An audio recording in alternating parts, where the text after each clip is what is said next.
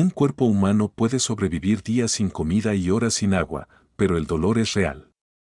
El dolor implacable traspasa todos los umbrales biológicos y alcanza algo más profundo. El dolor talla la identidad, desmantela el yo, está en este brutal crepúsculo. Entre la conciencia y la muerte que un hombre fue retenido, su nombre rara vez aparece en libros de texto modernos, pero su sufrimiento se convirtió en un referente susurrado de crueldad en los tribunales de Europa. No era un rey. Un noble o un traidor famoso era algo más peligroso, un hombre acusado de saber demasiado y negarse a decir lo suficiente para Marello de Giovanni. El impresor florentino acusado de publicar heréticamente durante el apogeo de la Inquisición italiana no murió. El castigo de la muerte fue la misericordia que no le permitieron sus verdugos. Finalmente detuvieron su trabajo, su cuerpo estaba roto pero no silenciado, no lloró. Por Dios no lloró por la absolución, lloró por la espada que pidió día tras día. Día tras hora para ser asesinado no por cobardía sino por pura fragmentación psicológica que surge al deshacer metódicamente la historia. Desinfecta historias como si sus registros simplemente indicaran que confesó bajo presión o murió durante el interrogatorio, pero la agonía de Marello fue más que una nota burocrática, fue una representación, un ejemplo de un acto de teatro público orquestado por el Estado. Diseñado para aterrorizar a otros para que obedezcan, esto no fue un interrogatorio. Era un borrador a cámara lenta de uno mismo realizado con herramientas calentadas hasta que silbaban con. El agua se vertió lentamente hasta que los pulmones se llenaron y se repitieron mentiras hasta que el prisionero ya no confió en su propia mente. Esta no es una historia sobre culpa o inocencia, es sobre lo que sucede cuando el Estado decide que la verdad es lo que importa.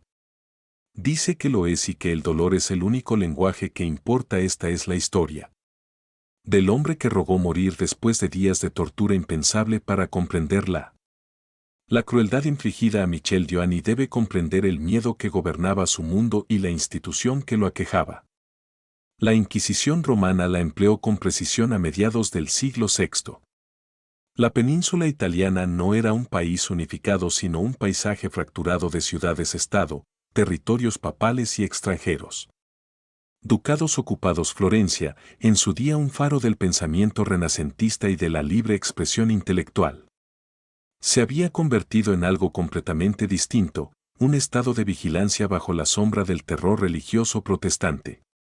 La Reforma se había encendido en el norte de Europa y, en respuesta, la Iglesia Católica lanzó su Contrarreforma, una campaña violenta no solo para reclamar el dominio teológico sino para castigar la disidencia. Las imprentas, que antes eran famosas por difundir el conocimiento, ahora eran examinadas en busca de subversión y aquellos que se atrevían a distribuían ideas que se desviaban de la doctrina papal y se encontraban en el punto de mira de un grupo invisible. Guerra Marello no era un revolucionario, no era un teólogo, no predicaba desde el púlpito o organizar la rebelión, era un impresor, un hombre que se ganaba la vida. Poner tinta en el papel, pero esa tinta en un conjunto particular de panfletos sellaría. Las autoridades afirmaron que los documentos en cuestión contenían información luterana. Veneno, ideología protestante traducida al italiano vernáculo contrabandeado de la prensa alemana y distribuido con la intención de corromper a los fieles. La acusación de herejía, sedición y socavación de la divinidad de la Iglesia. Autoridad no importaba si Marella había sido el autor del contenido, simplemente manipularlo, tocarlo era suficiente. A los ojos de la Inquisición el paje era el arma y Marello el asesino. Pero en verdad no se trataba solo de teología, nunca se había impreso Marello. Tratados que critican la corrupción dentro de las estructuras financieras de la Iglesia, indulgencias, opulencia papal, la venta de la salvación misma, los panfletos nombrados, los nombres, los obispos, los cardenales, los medí.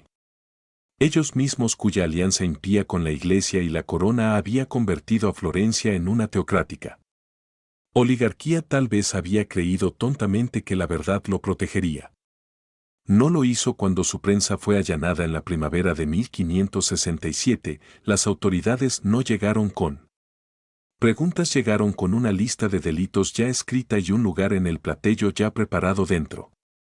Ahora su equipo fue confiscado, sus trabajadores fueron detenidos, su casa saqueada.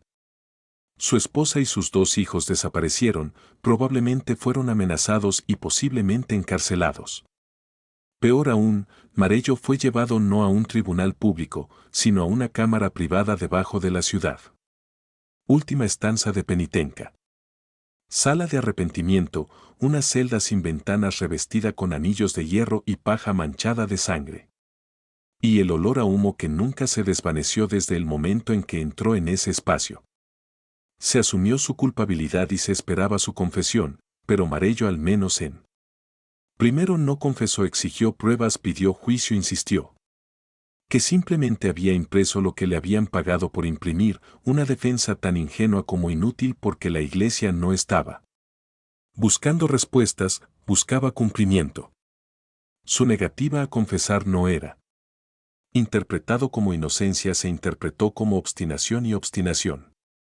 Bajo el derecho canónico se justificaba la aplicación de instrumentos persuasivos. Este fue el comienzo de un proceso llamado eufemísticamente esclarecimiento de la verdad, y para Marello Davani el camino hacia esa verdad estaría revestida de agonía. El proceso de tortura no comienza con la aplicación del dolor, comienza con una eliminación de la certeza, un desmantelamiento deliberado del propio mundo, una verdad a la vez. Marello de Giovanni no fue arrastrado desde su prensa encadenada o golpeada en la calle. La primera crueldad fue más silenciosa. Un golpe a la puerta del tipo que se escucha justo después del atardecer, cuando los hombres honestos están en casa cenando con sus familias. Lo abrió, había 3 hombres con túnicas negras, sin insignias, sin soldados, sin armas. Voces, solo una frase: está citado por el Santo Oficio, no arrestado, no acusado, solo citado. Esa fue la primera mentira. La segunda fue lo que le permitieron creer que había regresado pronto, que no necesitaba despedirse. Solo se le permitía llevar lo que cabía en sus bolsillos: un crucifijo, un libro de oraciones, una carta de su esposa doblada cuidadosamente y guardada en su bota. Nunca volvió a ver su casa dentro del palato del Bajello, donde la Inquisición mantenía sus interrogatorios. Marello fue llevado a una cámara de detención con paredes de piedra resbaladizas. Por la humedad no había ventanas ni relojes de tiempo.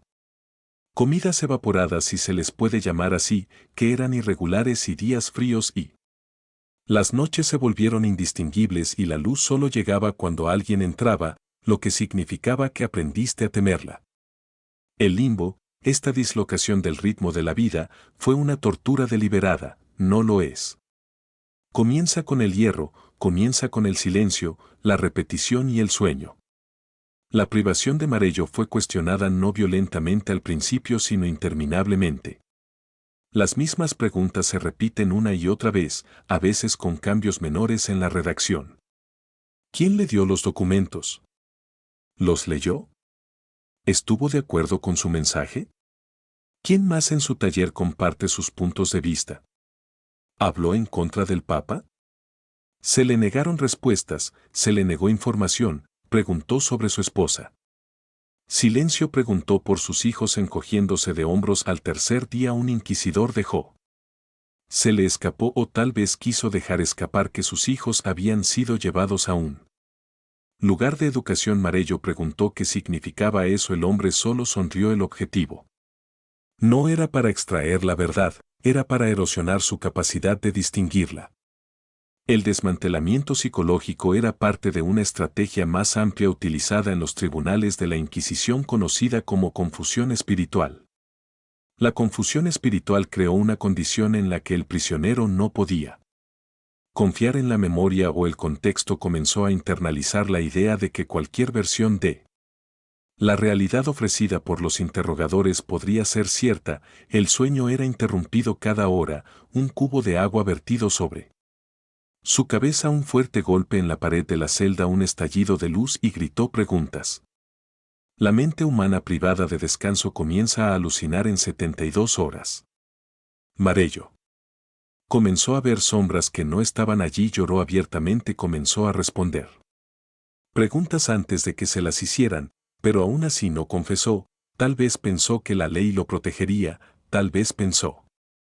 Alguien intervendría, un mecenas, un sacerdote, un amigo, pero en materia de herejía, incluso. El silencio podría interpretarse como culpa y el silencio en este contexto se consideraba rebelión. Al sexto día lo trasladaron no a una celda más grande ni a un tribunal, sino a la Cámara de las Lágrimas. Se encontraba una pequeña habitación subterránea cuyo nombre no aparecía en ningún registro oficial. Contenía un solo objeto, el estante. Aquí la verdadera aclaración comenzó. Él era atado por las muñecas y los tobillos a un marco de madera, las extremidades se estiraban lenta y metódicamente hasta que los tendones gritaban y las articulaciones comenzaron a separarse. Los interrogadores llevaban registros de cada sonido, cada crujido de cartílago, cada gemido ahogado. Marello notaron que no gritaban. Al principio no, pero no estaban tratando de hacerle gritar, estaban tratando de hacerle dudar de su propio silencio. Entre ellos sesiones le ofrecieron opciones, una pluma y un pergamino en el que podría escribir la verdad a cambio de descanso, pero cuando preguntó qué querían que escribiera, no le dieron respuesta. ¿Sabes? Todo lo que dijeron fue cuando la verdad comenzó a cambiar. Ya no era una declaración, era una prueba. Si él adivinaba mal, el dolor continuaría. Si él adivinara bien que era correcto, cuando las preguntas no tenían respuestas claras. Al final de su segundo día en el potro, su hombro derecho se había dislocado. Tobillo fracturado, se había orinado encima 2 veces, el suelo debajo de él estaba empapado y zumbando de moscas. Empezó a susurrarle a nadie palabras de nombres de las escrituras de sus hijos, rogando a la Virgen María que lo llevara mientras dormía. En cambio, cada mañana la puerta se abría de nuevo y siempre sonreían cuando entraban. El dolor, cuando se usa sistemáticamente, se convierte en un lenguaje que el cuerpo aprende más rápido de lo que la mente puede resistir. Marello de Javani aprendió este idioma durante días que se fusionaron en una pesadilla singular que no terminó cuando se quitó el potro, sino solo evolucionó hacia el 8º día de su cautiverio. El cuerpo de Marello apenas era funcional, su brazo derecho colgaba a un ángulo antinatural, ligamentos arrancados de sus puntos de anclaje, sus tobillos habían sido comprimidos en botas de hierro, un dispositivo que aplastaba lentamente el pie con cuñas clavadas entre el metal y la carne. El verdugo esperaba el grito. Luego pausa y vuelve a martillar. No hay confesión. Los inquisidores no parecieron frustrados, parecían entretenidos. Cada sesión fue seguida por una sesión pastoral. Reflexión en la que un sacerdote vestido no de sangre sino de blanco se arrodillaría junto a él y le instan a entrar en razón para volver a Dios. Estos momentos fueron quizás las más crueles ofertas de salvación espiritual. Se hacían solo a cambio de la confesión. El amor se convirtió en un arma de sumisión. Cuando Machello volvió a preguntar por su niños, el sacerdote respondió: rezarán por tu alma si aún están vivos. Empezó a temblar incontrolablemente. El día 10 le aplastaron las manos una a una, le colocaron los dedos entre varillas de hierro y los giraron con un tornillo hasta que hueso astillado. Este método, conocido como el eco de la correa, fue diseñado para no matar, pero destruir. La destreza de un impresor sin dedos ya no era una amenaza. Pero no se detuvieron con la destrucción, empujaron hasta que solo quedó pulpa debajo de la piel. Archello finalmente. Grité, no palabras, solo el sonido primario de algo arrancado desde dentro, pero no fue suficiente, querían un significado en sus gritos, así que intensificaron el día 11 y lo introdujeron. La tortura del agua no es un eufemismo moderno sino una práctica medieval original. Un paño de lino forzado en la boca, el agua vertida constantemente por la garganta. Simular ahogamiento una y otra vez hasta que vomitar, convulsionar y asfixiarse se convirtió en rutina. Marella se desmayaría, lo reanimarían, comenzarían. Nuevamente esto no fue un castigo, fue un desmontaje teatral del yo hecho No con enojo sino en secuencia clínica como si siguiera un manual del día 12 Marella. Dejó de hacer preguntas y había entrado en la etapa conocida en los textos inquisitoriales como la flura de anima, la fractura del alma. Sus respuestas se demoraban, se reía a ratos, lloraba en silencio. Durante los periodos de descanso se ensuciaba sin vergüenza, había sido reducido a lo que la Iglesia consideraba ideal para un hereje, un hombre incapaz de resistir. Pero aún estaba lo suficientemente vivo para confesar y finalmente hizo algo que no había hecho en 12 días. Habló claramente: por favor, dijo, solo mátame, deja que termine. Pero ese no fue él. El objetivo de la Inquisición nunca fue la muerte era demasiado simple, querían que el hereje viviera solo el tiempo suficiente para denunciarse a sí mismo, para confirmar su guión. La muerte llegaría, pero solo después de su se había conseguido el cumplimiento público de su solicitud de ejecución, la cual no fue anotada.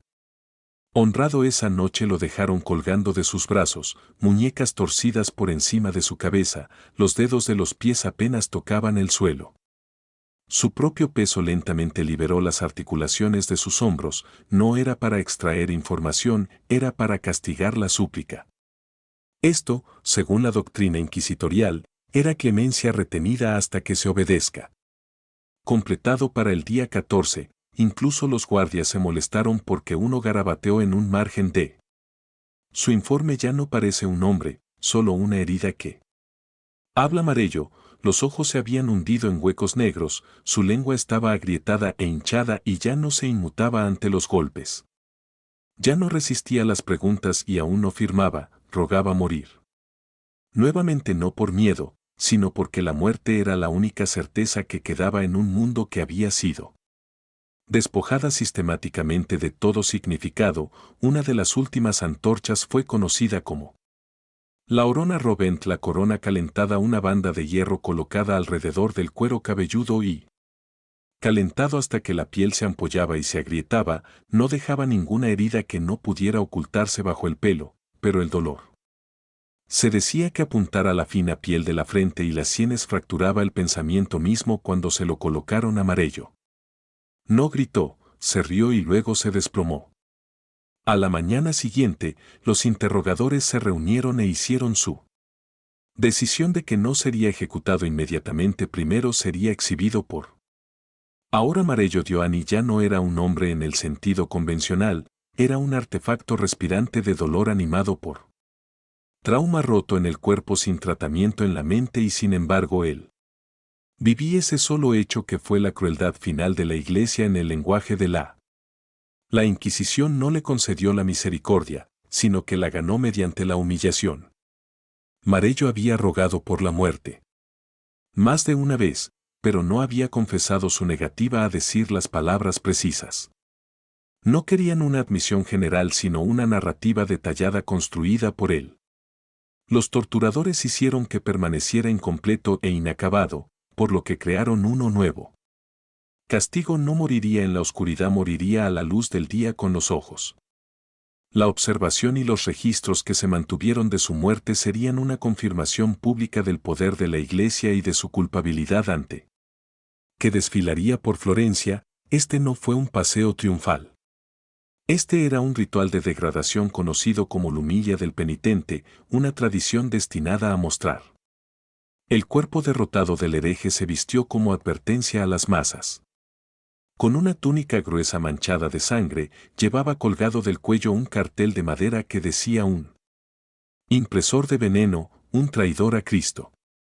Ya no podía caminar sin pies.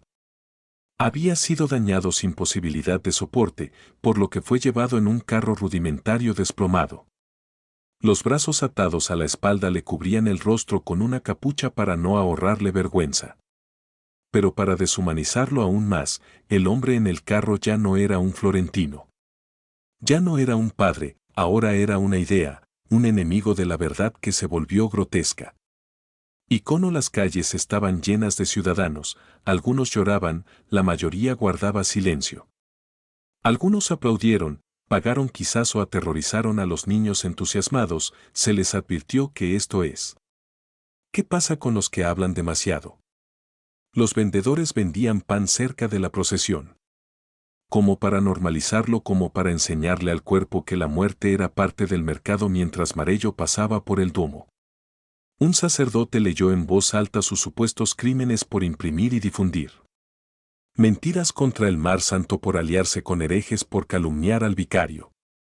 De Cristo por rechazar el arrepentimiento cuando se le ofreció cada acusación que resonó en él.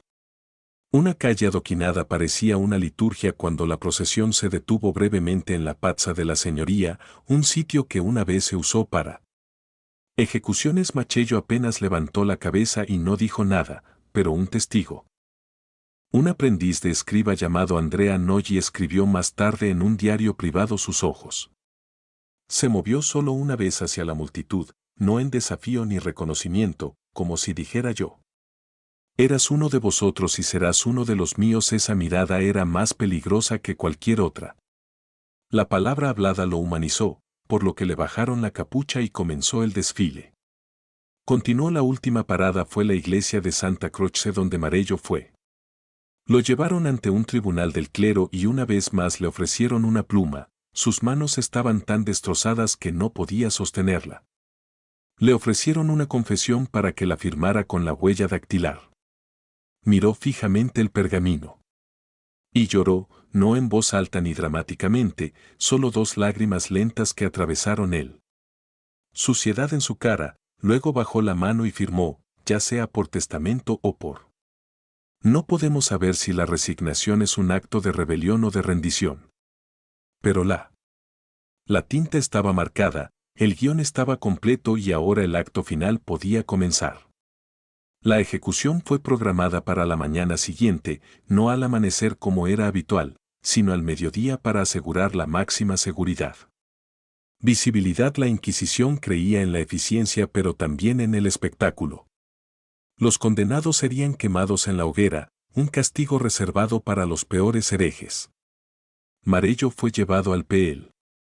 Una camilla ya no aguantaba su cuerpo, fue atado a un poste de madera con una cuerda. Empapado en brea, un sacerdote leyó en voz alta una oración final pidiendo a Dios que aceptara él. Alma de un pecador arrepentido. Marello no dijo nada, tal vez no pudo hablar. Tal vez eligió el silencio, la única resistencia que le quedaba cuando las llamas se encendieron. No hubo grito, solo él. El crujido de la carne secándose, el siseo de la tela, el gemido de la cuerda al retorcerse, testigos. Observó que la multitud permaneció inusualmente silenciosa, como si temiera en lo que se había convertido al observar el incendio cuando llegó el momento. Consumió los huesos, solo quedaron cenizas y esposas de hierro. Ninguna familia se presentó. Reclaman que no se cavó ninguna tumba, él fue esparcido por el viento y la ciudad. Siguió adelante, pero el hombre que había rogado morir fue recordado no por su nombre, sino por reputación. Durante décadas los padres florentinos advirtieron a sus hijos: no se conviertan en un Marello. Un cuento con moraleja convertido en parábola, un hombre reducido a verbo, un símbolo. Pero para los que conocían la verdad y los escribas, los guardias, los testigos que no podían dormir, su grito no fue él. El horror fue la ausencia de ese silencio hueco mientras las llamas se elevaban. Hombre roto sin palabras, ese silencio resonó más fuerte que cualquier sermón. La iglesia podría dar el espectáculo de la muerte de Marello. Dioani no fue una accidente, no fue daño colateral y un proceso judicial fue el punto. La Inquisición no quemaba a los herejes en secreto, los quemaba en los centros urbanos. A la brillante luz del mediodía, frente a niños, comerciantes, clérigos y la nobleza por igual. Era teatro y como todo buen teatro tenía un propósito. Recordar al público su lugar. La tortura y ejecución de Marello sirvió como clase magistral de actuación estatal. Estudio sobre cómo el dolor se convierte en propaganda a los pocos días de su muerte. Un breve tratado que circuló en Florencia bajo la supervisión de la Iglesia titulado La Confesión del impresor herético presentó una versión ordenada de los hechos. Un hombre blasfemo. Seducidos por las mentiras protestantes, devueltos a la verdad por la justicia divina y salvado apenas por un arrepentimiento de último minuto, no hubo mención de la Atormentar las botas de hierro, el estrapedo o los gritos que resonaban a través de la piedra. Pasillos, ninguna mención de los días pasados medio muerto rogando por la espada, no. Mención de la familia desaparecida o de las manos rotas que ya no podían sostener a un niño en su lugar, la canción elogió. La Iglesia por misericordia por permitirle a Marello tiempo para reconsiderar la concesión. Él es un sacerdote al final por darle la oportunidad de salvar su alma antes de que las llamas reclamaran su carne, está reescrita. La historia se imprimió en masa, se leyó en voz alta en los sermones dominicales y los padres eran. Se les indicó que lo usaran como lección moral, los maestros lo recitaban en la escuela y, porque ninguna contranarrativa podía circular con seguridad, se convirtió en verdad el cuerpo de Marello. Había quemado su memoria, ahora estaba forjada en los fuegos de la mitología institucional y, sin embargo, la verdad se filtró, como siempre ocurre con los escribas que habían copiado su versión final. La confesión habló en susurros del hombre destrozado que apenas podía hacer señas a los guardias. Bebió demasiado y murmuró sobre un hombre que se había reído durante la tortura. Un monje que luego fue exiliado afirmó. Marello nunca pronunció una palabra de arrepentimiento y que la confesión fue forzada con la promesa de una pronta reconciliación. Muerte, pero el control de la Inquisición sobre la información era absoluto para los disidentes. Los registros desaparecidos fueron purgados y durante casi un siglo Marello solo existió en notas a pie de página, si es que existió. Lo que se recordaba era el miedo, el silencio que. La protesta que siguió a su muerte fue más fuerte que cualquier otra protesta. Las imprentas de Florencia cerraron. Los libros de operaciones, una vez comunes, desaparecieron de los estantes, incluso la sugerencia de. La simpatía por Marello se convirtió en un riesgo. Un aprendiz fue azotado en público por afirmar que la Iglesia había ido demasiado lejos. Castigo 30 latigazos y oración pública de perdón. El mensaje fue claro. La misericordia no se da a los culpables, se gana con la obediencia. La Iglesia había tenido éxito. No solo se trató de eliminar a Marello, sino de reformular la manera en que la gente pensaba sobre la disidencia. La herejía ya no era solo una.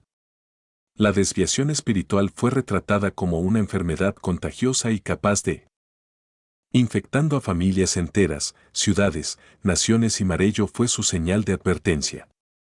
Se convirtió en un símbolo no solo de castigo sino de lo que cuesta la resistencia, pero la represión genera recuerdo, incluso si lleva siglos, y a medida que pasaba el tiempo y el poder inquisitorial disminuía, comenzaron las historias. Resurgir no en documentos oficiales sino en poesía, en textos subterráneos, en cartas pasadas en secreto. Un verso de 1642 dice: le rompieron las manos pero no su voluntad, quemaron su carne pero el ardió, aún no estaba firmado pero su. El significado era claro: Marello se había convertido en algo más que una víctima, más que un hereje. Más que un símbolo del sufrimiento, se había convertido en la prueba de que incluso en un mundo gobernado por el poder absoluto, un hombre podría negarse a convertirse en lo que el sistema dicta. Exigió aunque le costara todo. Cuando las llamas de Marello Dioani ejecución finalmente murió, dejaron atrás más que cenizas. Lo que quedó fue una vacío que no se llena de luto sino de conformidad con el objetivo de la Iglesia. Nunca se trató simplemente de terminar con una vida, sino de remodelar toda una cultura a su alrededor. Miedo, y en eso tuvieron éxito por un tiempo en los meses posteriores a Marello. Muerte. Florencia se volvió más silenciosa, impresores cerraron proyectos controvertidos, escritores cambiaron su idioma, incluso se quemaron libros extranjeros en plazas públicas para que su tinta no atrajera miradas indeseadas. Una frase escuchada en una taberna podría llevar a un arresto, y siempre detrás de ese miedo era el recuerdo del hombre que había rogado por la muerte. Pero el miedo es frágil, cuando se construye sobre él se encuentran las primeras grietas en él. La narrativa cuidadosamente elaborada de la Inquisición no apareció en Florencia sino en Venecia en 1575. Un erudito llamado Gerolamo Dura Recopilando en secreto libros de bandas, se descubrió un paquete oculto de cartas personales de un escriba florentino, Andrea Noggi. El mismo joven que había presenciado el desfile de Marello hasta la muerte. Entre los documentos había una sola línea escalofriante.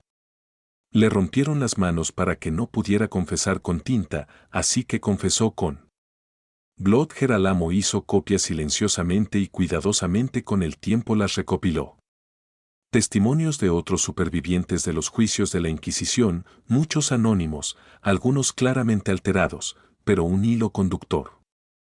Fue constante la brutalidad infligida a quienes se negaron a entregar sus mentes. El nombre de Marello empezó a reaparecer no como un criminal sino como un mártir de la verdad. Aún así, la Iglesia se resistió y en 1599 publicó una nueva revisión del Confesión del impresor herético, que ahora incluye relatos inventados del arrepentimiento de Marello en sus propias palabras.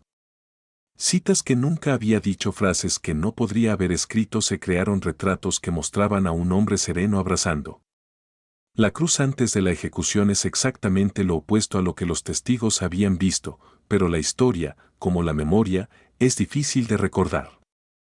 Control para siempre. En el siglo XVIII, el caso de Marello comenzó a atraer a historiadores y filósofos que vieron su muerte no como justicia sino como una advertencia a la Ilustración. Los pensadores lo citaron en sus escritos sobre la tiranía de los tribunales religiosos, el abuso de la confesión y la utilización de la fe como arma psicológica. Y luego vino el redescubrimiento de los registros del juicio, que habían estado ocultos durante mucho tiempo, muy dañados pero lo suficientemente intacto como para revelar una terrible verdad. La confesión de Marello no solo había sido falsificado, había sido escrito antes de su arresto. Una copia del documento tenía fecha 5 días antes de su captura. Su culpabilidad había sido decidida de antemano y la tortura fue. Nunca se trató de pruebas, se trató de desempeño, y este desempeño no terminó con su muerte, se extendió a su familia, cuyo destino sigue siendo en gran parte desconocido. Algunos creen que su esposa fue encarcelada en un convento rebautizado y otros silenciados afirman que escapó de Florencia y vivió en un pueblo de pescadores bajo una identidad falsa. Sus hijos desaparecieron. De los registros completos hay rumores de que uno se unió a la orden franciscana décadas atrás. Más tarde, no como creyente, sino como penitencia por haber sobrevivido al trauma que se extendió más allá. Linajes. Según informes, un guardia se quitó la vida un año después de la ejecución. Otro, en una carta descubierta siglos después, escribió: «Nunca he dejado de escuchar el sonido de su risa a través de los dientes rotos. No fue alegría, fue el final de algo que no puedo nombrar». Incluso la ciudad misma cambió el Platón del Bello una vez que se convirtió en un lugar de juicio. Conocida entre los lugareños como la Casa del Dolore, la casa de los que sufren y se evita. Caminando cerca de allí después del anochecer, surgieron supersticiones. Algunos afirmaban oír susurros a través de las paredes de piedra, otros decían que había perros. Se negó a entrar al patio. El edificio sigue en pie hoy en día, convertido, renombrado, restaurado, pero la sombra permanece. Y luego, siglos después, el nombre de Marella fue grabado en piedra en 1892, según un historiador. Llamada Aliyah Farari, escribiendo una tesis sobre el mal uso de la tortura judicial durante él. La Contrarreforma convenció al Ayuntamiento de Florencia para que colocara una pequeña placa conmemorativa en el exterior de lo que una vez fue. En la imprenta de Moello se puede leer: «Aquí trabajó una vez un hombre cuya verdad no pudo ser silenciada por el dolor». Marello de Gioani murió 1567, quemado pero no olvidado. Los turistas pasan por allí ahora sin darse cuenta, pero algunos se detienen y los que saben sienten el peso de lo que representa un hombre que no se quebró cuando el sistema lo exigió y que pagó el precio completo por aferrarse a la realidad en un mundo diseñado para destruirlo. La historia de Marello de Giovanni no termina en fuego. Termina en memoria fracturada, enterrada, disputada, y como toda memoria forjada en la violencia nos pide algo incómodo, nos pide que consideremos lo que es. Significa destruir a una persona sin matarla, deshacer una mente, orquestar el dolor con tanta precisión que la víctima comienza a preguntarse si alguna vez fueron reales. La historia de Marello no se trata solo de tortura física, sino que también trata de sobre la tortura formativa, la deformación de la verdad misma. Su cuerpo estaba roto y su mente fue asaltada, pero quizás la herida más duradera fue cómo se reescribió su muerte. Antes de que terminara, como las palabras se pusieron en su boca, como el registro de su vida se convirtió en una ficción limpia y piadosa. Para que la maquinaria del poder permanezca intacta, ese es el verdadero horror de la violencia estatal.